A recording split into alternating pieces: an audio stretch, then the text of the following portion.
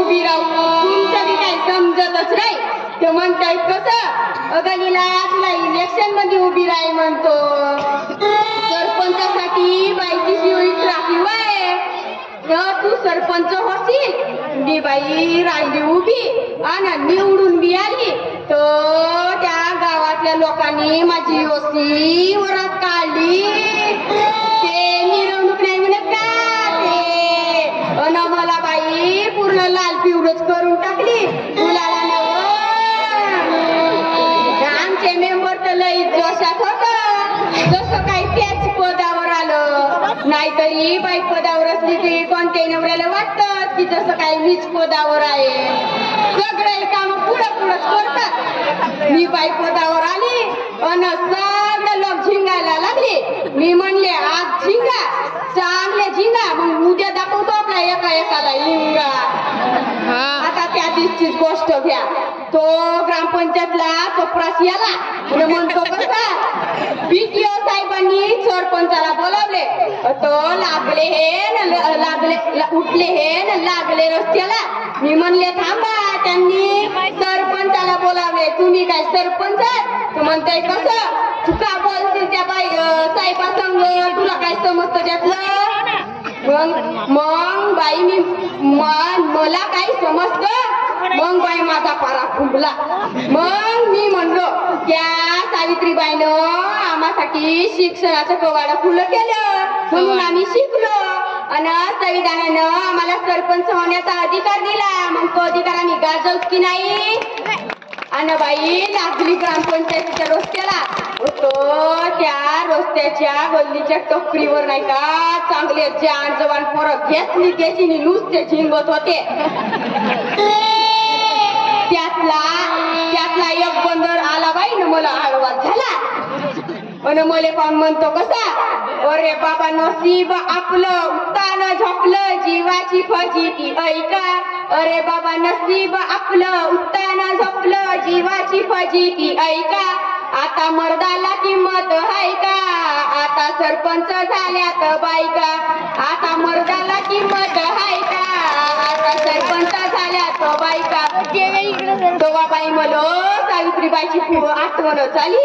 तिला दिवसाच्या भरती आडवा झाला होता पण ती होती सावित्रीने ना घेतली चप्पल लावली त्याच्या गालावर.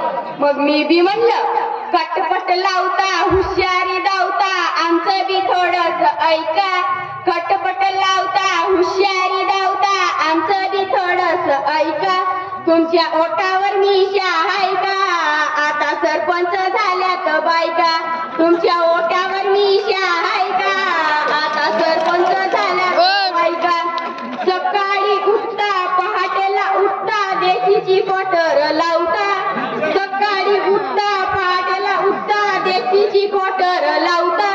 अन्न गल्लीत फिरता नालीत झोपता फुक्कटच्या बडाया मारता. अन गल्लीत फिरताना नालीत झोपतानी फुक्कटच्या बडाया मारता. तुमची गावात इज्जत आहे का आता सरपंच झाल्यात बायका. तुमची गावात इज्जत आहे का आता सरपंच झाल्यात बायका. तेव्हा मोठी बाई तो मागड उठला आणि लागला रस्त्याला. आता आवळण पडपे किती म्हणावं. त्या दिवशीच गोष्ट घ्या. आमच्या घरा शेजारच्या लेकराला आला होता बाईचा. तर त्याच्या घरातले लोक म्हणजे माझ्या लेकराला भेटायला कोणी येतच नाही. तर मग मी गेली तो त्याच्या घरी एक देवी आली होती आणि त्याची एक गाणं बी चालू होता. ते देवी कशी म्हणते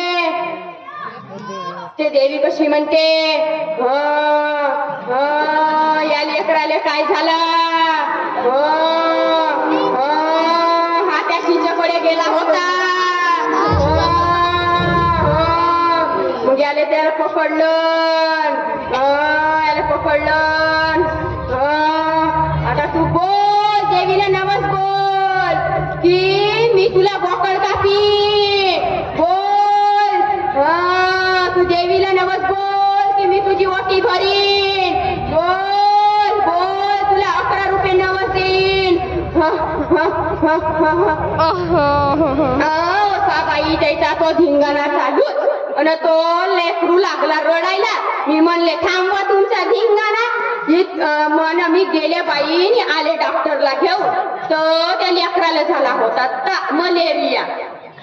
त्याच्या घोराच्या आजूबाजू इकडं तिकडं सारं पाण्याचं डबकं भरलं होतं आणि त्यावर ते मच्छर. का बरं होणार नाही मलेरिया. म्हणून मी म्हणलो की म्हणते की आपलं गाव आपला देश स्वच्छ ठेवा म्हणजे आपल्या देशामध्ये कोणती बिमारी किंवा कोणती रोगराई येणार नाही. आता कोरोना गेला नाही बरं का म्हणून मास्क आणि सॅनिटायझरचा वापर करा आणि मुलीला बी शिकवा. आता ऐकणार की नाही या अळणीचं? ऐकावंच लागेल कारण मी बनीन सरपंचीन कारण मी आहे सावित्रीची लेक. आता जातो बरं का लई उशीर झाला.